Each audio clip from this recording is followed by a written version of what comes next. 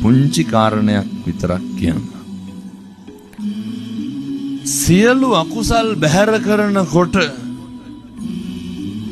හරි වැදගත් මාතෘකාවක් තමයි පින්නතුනි කට කියලා කියන්නේ. ඉස්සරලම කටට මොකද කරන්න ඕනේ? මෙව්ව හෙට ඉඳන් කරන්න ඕන හොඳ. එහෙම නැත්නම් ඔහු විඳගෙන ඉන්න එක තේරුම් නැහැ. හෙට ඉඳන් මම මේ කියන ඒවා කරන්න මතක තියාගෙන. එහෙම පිච්චයක්වත් තියදන් වෙන්නේ නැහැ. දැන් දවසට කුණුහරුප කීයක් විතර කියනවා? දවසට ඕනේ. සාමාන්‍යයෙන් තාතෝ කියලා කීපාරක් විතර දවසට කියනවා. කටවල් ඇරියොත් එව්ව නෙමෙයිද කියන්නේ? ඔයත්තන්ට පුළුවන් නම් හෙට ඉඳන් මම මේ කියන එක හොඳට අහගන්න, හොඳට මතක තියාගන්න. හෙට ඉඳන් කිසි කෙනෙකුට තෝවත් නොකිය ඉන්න බැයිද?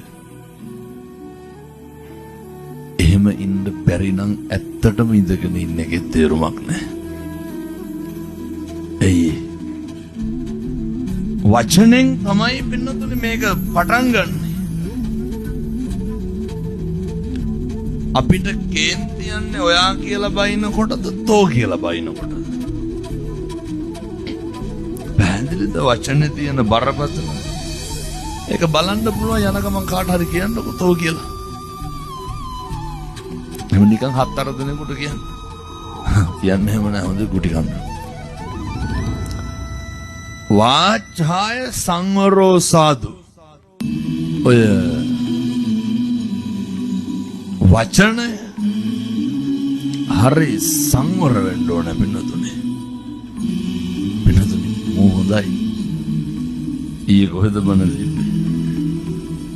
කොහොම හරි පූසෙ පැන්න මැද්දේ. පූස පැනලා ඉවරුනේ කෙලවරින්මයි. කොහොමද මැද්දට පූසෙ පැනගෙන යනකොට මිනිස්සු කෑ ගහලා බය වෙලා නැගිටලා බල්ලා දැක්කින්ද මට ඒක මතක් වුණේ. හරි ගෙවල් දොරවල් වල ඉන්නකොට හොඳට කට පරිස්සම් කරගන්න. පළවෙනි එක මම මේ කුඩාවැල්ලේ සත්පුරුෂ පින්නතුන්ට කියන්නේ හෙට ඉඳන් කිසි කෙනෙකුට තෝ කියලාවත් කතා කරන්න එපා. පුරුදු වෙන්න. ඔය දැන් සමහර ගෙවල් තියෙනවා පින්නතුනේ උදේට ඇහෙන්නේම ඔය තොට දැන් එකපාරක් කිව්වා නේද? ඔය තොට ආයෙත් කියන්න ඕනේද?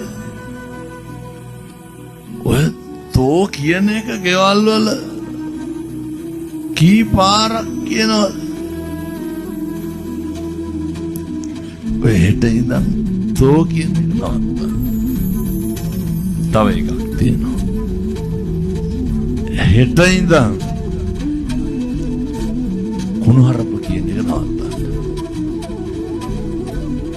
ඔය ඇඟිල්ලක් උළුවස්සක හැප්පුණත් මොනවද කියන්නේ?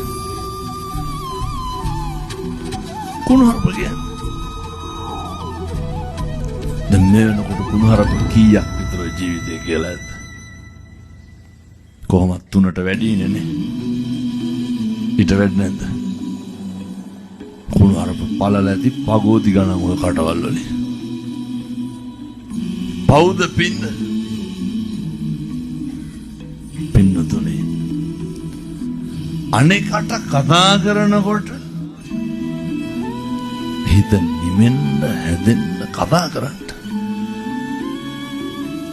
ඔය වචන දෙකෙන් පටන් ගන්න වෛරය කෙලවර වෙන්නේ කොහෙන්ද? ඔය සමහරු කියනවා නේද පින්නතුනේ? ඔය කියන්නේ තෝ කනවා කියලා කියන්නේ නැද්ද? අපූර්වට කියනවනේ තෝ කපනවා කියලා කියන්නේ නැද්ද? පින්නතුන් දන්නවද ඒක කොහොමද කෙලවර වෙන්නේ කියලා? දැක්කද අර පෞගේ දවස්වල අවුරුදු 5 නේද අර පැටියාගේ බෙල්ල කැපුවේ අම්මා. කපලත් නෙමේ තිබ්බේ. ඒ පිහින් කපන්න බෑ. මම දැන් තියලා කොටන්න ඇති දෙතුන් පාර. කොහොමද පින්නතුනි පොඩි එකාගේ බෙල්ල තියලා කපන්නේ? මොන තරම් සංසාරේ වෛරයක් තියෙන්නද? මොන තරම් සංසාරේ කේන්තියක් පිරිමහන්න ඇද්ද? පින්නතුනි ශනික කෝපේ නෑ. මිනිස්සෙක්ගේ බෙල්ලක් කපන්න බෑ පින්නතුනි මේ රාත්තල් 20කවත් පාරක් වැදුන්නේ නැත්තම්. මේව හරි හයියයි. මාළුවට කී පාරක් කොටන්න ඕනද? බෙල්ලට කොච්චර කොටන්නද කියලා. වෛරය මිනිස්සු කියනව නේද? කටපත් අදිනව නේද? මරාගෙන මැරෙනව තොපි කියලා කියනවනේ. ඔවල් ලේසි නෑ පින්නතුනේ.